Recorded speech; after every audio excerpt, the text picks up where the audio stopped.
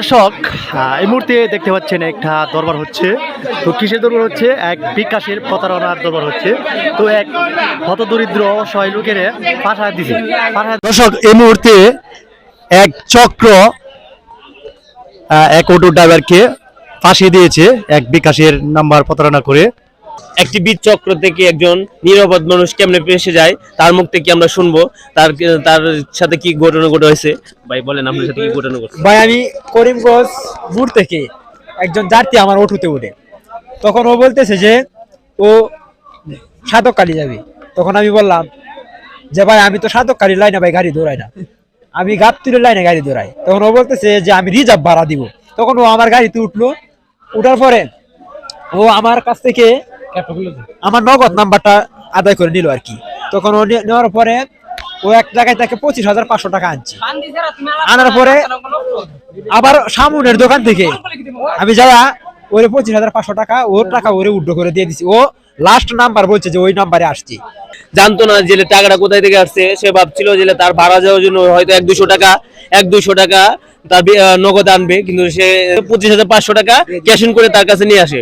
ওরা দিন থেকে আমরা কিছু জানতে পারলাম যে অপরিচিত কোনো লোক যদি সেটা বলে যে আপনার বিকাশ নাম্বারটা বা নগদ নাম্বারটা দেন, তাহলে আপনার কাউকে নাম্বারটা দিবেন না। এই যে একটা নাম্বার দিলে অনেক চক্র আছে। ভাই এখন তারা জরিমানা করে 10,000 টাকা হাতিয়ে নিছে। কি বুঝলেন? একজন সে কিন্তু একটা কায়ও নাই চয়ও নাই, সে এখন 12,500 টাকা ভরতে হইলো। সে অনেক কষ্টের মধ্যে আছে। ভাই আপনি কি করেন?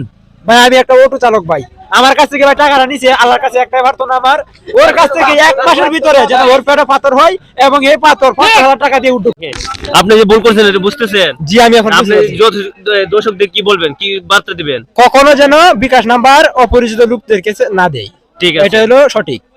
এখন আমি আপনাকে একটা বিষয় শেয়ার করি। আপনারা যারা অপরিচিত মানুষ আছে যে ভাই ফোনটা দেন 1 মিনিট কথা কই, এটাও দিবেন না। এবং কাউকে যদি বলে যে আপনি নগদে টাকা আনবো, এটাও করবেন না। বিকাশ নগদ রকেট কোনোভাবে টাকা আনবেন না। তো নিজেরই ফাঁসতে হয়। হ্যাঁ অবশ্যই বুঝতে পারছি, জীবনে শিক্ষা হয়েছে না? জীবন শিক্ষা আর কখনো কারোর কাছে নাম্বার দিব না। এবং আমি বিকাশ নগদে কোনো লেনদেন করবো না, এখন থেকে ডাচ বাংলা রকেটে করবো। দর্শক এই মুহূর্তে আমরা একজন আমরা কি সন্তুষ্ট না? এরাই সন্তুষ্ট না, একদমই মানা যায় না এই সন্তুষ্টটা। হ্যাঁ একটা সামান্য অটো ড্রাইভার একটা কাজ করে ফেললো, সামান্য একটা ভুল করছে, এটা মানা যায়। কিন্তু হ্যাঁ একটা লাইসেন্স প্রাপ্ত ব্যবসায়ীরা হ্যাঁ কেন বড় ধরনের ভুলটা করলো, হ্যাঁ কেন মোবাইলটা দিল হারাতে? এখন আমার প্রশ্ন হয়েছে, দোষটা কি অটো ড্রাইভারের না দোকানদারের? দোকানদারের। নতুন দোকানদার তো বুঝতে পারে না। আমি লেনদেন করছি, আমি আমার থেকে স্টেটমেন্টের থেকে দেখবো যে টাকাটা কত টাকা গেছে বা গেছে না। যদি আমি না ঢুকতে পারি তো ওই লোকটাকে আটকানোর দরকার ছিল, দিলে আপনি দাঁড়ান আমি চেক করে নেই ব্যালেন্সটা। যদি এটা করতো তাহলে হ্যাঁ অবশ্যই। আপনারা যারা দোকানদার আছেন, কি বলেন? আরে আপনারা যারা দোকানদার আছেন, বিকাশের বা নগদের উদ্যোক্তা আছেন, আপনারা অবশ্যই প্রত্যেকটা লেনদেনের পরে চেক করে নেবেন আপনার কাছ থেকে কত টাকা গেছে। হ্যাঁ এটা চেক করার পর ওই লোকটাকে বলবেন হ্যাঁ আপনারা যেতে পারেন। আমি আরেকজন দোকানদারের কাছে আইছি, দোকানদার কিন্তু দরবারের মধ্যে আসছিল। তো ওই দোকানদার কি বলে, বিকাশের দোকানদার আমি কি করি?